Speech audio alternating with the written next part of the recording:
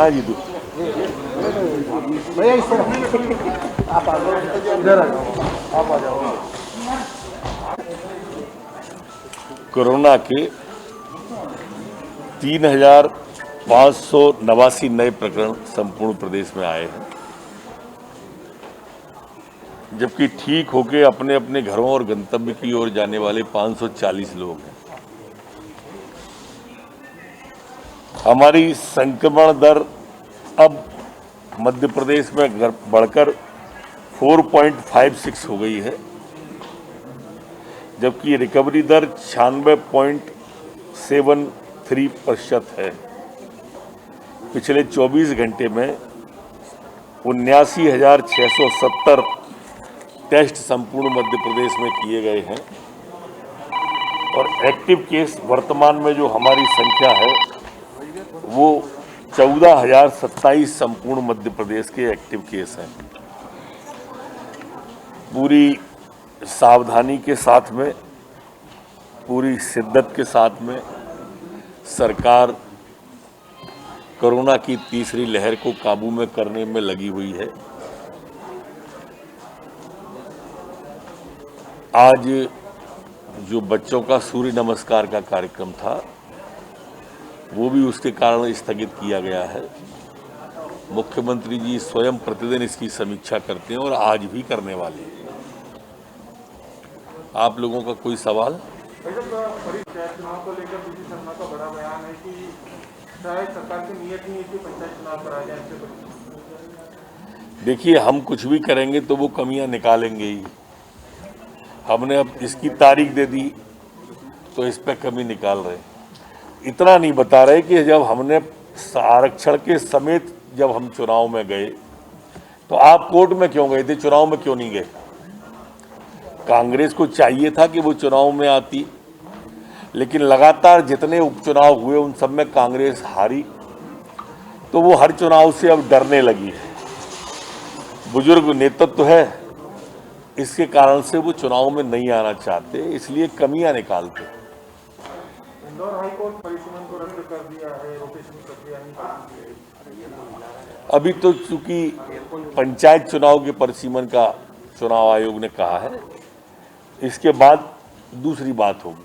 Sir, युवा दिवस के अवसर पर हो रहा है प्रदेश में 5,36,000 लोगों को स्वीकृति पत्र देने का इस साल लक्ष्य है सरकार का। आज शुरुआत हो रही है। मध्य प्रदेश की सरकार सर्वांगीण और चहुमुखी सोच रखकर काम कर रही है। जो सर्वे की रिपोर्ट आई थी उसमें भी इंफ्रास्ट्रक्चर पर 40,000 करोड़ से ज़्यादा का निवेश हमारी सरकार ने पिछले दिनों में किया और रोजगार के अवसर सृजित किए और सर्वाधिक रोजगार मध्य प्रदेश ने दिया।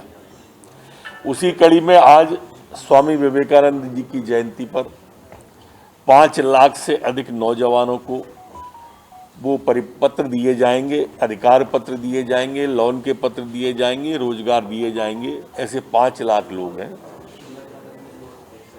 मुख्यमंत्री जी भोपाल से, मैं इंदौर से, बाकी मंत्रीगण सभी अपने प्रभार के जिलों में इस कार्यक्रम को अधिकार पत्र सौंपेंगे। चूंकि कोरोना गाइडलाइन का भी फॉलो करना है, इसलिए बाकी लोगों को वर्चुअल और घर पर जाकर दिए जाएंगे, कुछ प्रमुख लोगों को यहाँ पर दिए जाएंगे। कल दिग्विजय सिंह राजपाल के विरोध में वहाँ पे लोगों ने नारे लगाए, क्या कहेंगे? देखिए, संवैधानिक संस्थाओं का अपमान करना कांग्रेस का स्वभाव है और दिग्विजय सिंह सदैव से जनजाति के आदिवासियों के विरोधी रहे हैं। ऐसा मैं नहीं कह रहा हूं, ऐसा इनकी सरकार के वन मंत्री उमंग सिंगार ने कहा था। ऐसा मैं नहीं कह रहा हूं। जब दिग्विजय सिंह जी मुख्यमंत्री थे तब उनकी उप मुख्यमंत्री जमुना देवी जी थी और उन्होंने कहा था कि मैं दिग्विजय सिंह की भट्टी में जल रही हूं। ऐसा मैं नहीं कह रहा। शिवभान सिंह सोलंकी जो उसजय सिंह जी मुख्यमंत्री थे तब उनकी उप मुख्यमंत्री जमुना देवी जी थी और उन्होंने कहा था कि मैं दिग्विजय सिंह की भट्टी में जल रही हूं। ऐसा मैं नहीं कह रहा। शिवभान सिंह सोलंकी जो उस समय मुख्यमंत्री पद के दावेदार थे और उन्होंने बनने नहीं दिया था, उनने कहा।